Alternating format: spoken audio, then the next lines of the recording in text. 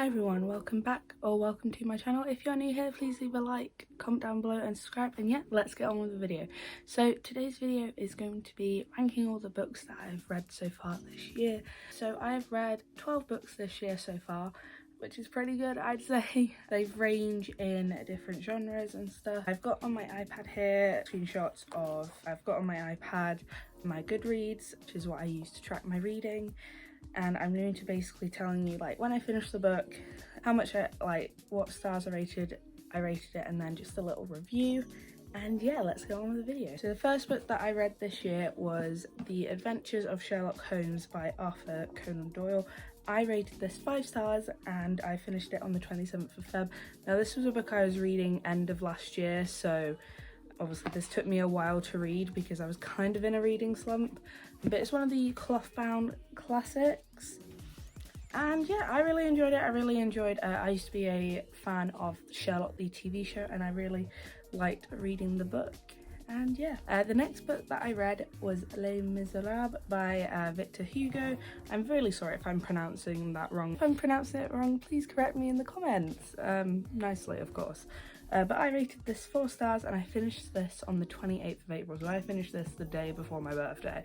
And I rated it 4 stars, and I would have rated it 5. It was just, there was a whole section about the Battle of Waterloo, and I didn't really enjoy, I kind of skipped over that part just because I was kind of like, I don't know. I mean, the only real criticism I have of this book is that it is very long, but it's Victor Hugo and apparently he is very descriptive. But I underlined a few lines in here that I really loved. My favourite is the last line, which is, should we continue to look upwards, is the light we can see in the sky one of those which will presently be extinguished. The ideal is terrifying to behold, lost as it is in the depths.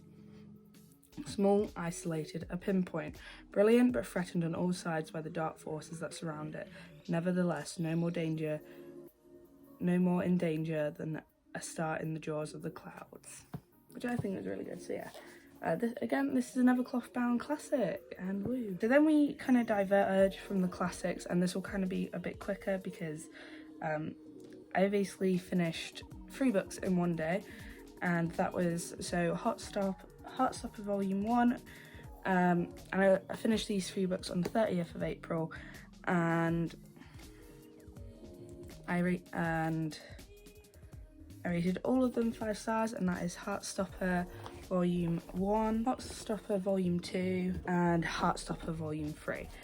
The only reason I didn't complete Heartstopper Volume 4 on that day was because I couldn't find it in the bookstores, but I ordered it, and then I finished Heartstopper Volume 4 on the 1st of May, and I also rated this 5 stars. I then read Nick and Charlie. I then completed Nick and Charlie by Alice Oseman, which is a novella which is set in the universe of Heartstopper, and I finished this on the 10th of May. Now while I was reading all the Heartstopper comics and Nick and Charlie, I was also reading Hamilton by Ron Chernow, and I finished this book on the 20th of May.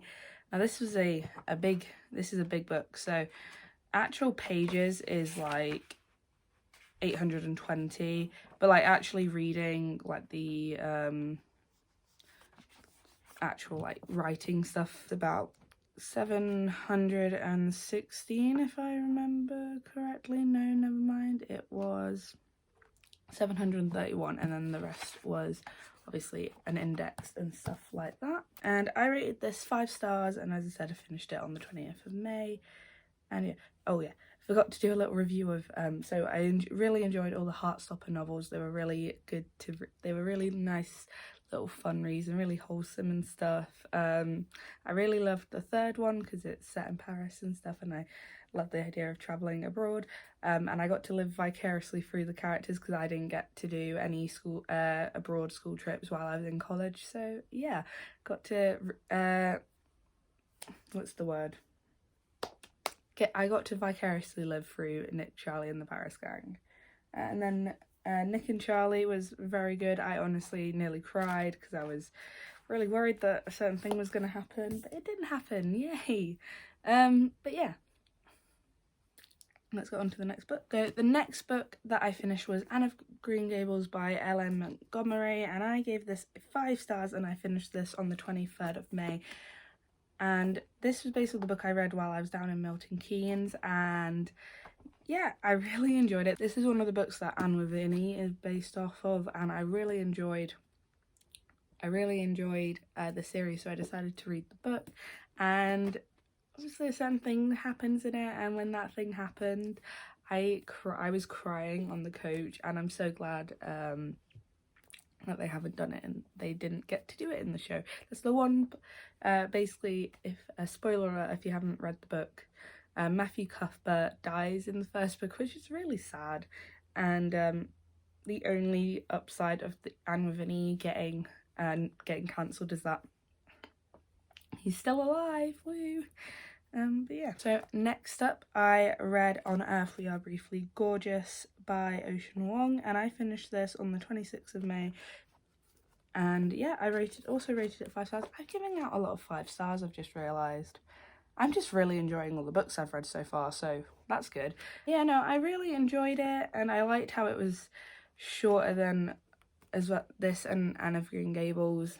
I'm glad they were a lot shorter than the books that I read, because obviously I started off this year with like some really heavy classics, and then after that I finished Anne of Avonlea, and this is also by L.M. Montgomery, and this is the second book in the Anne series, and I rated this 4 stars purely just because I didn't enjoy it as much as the first, but it was still good.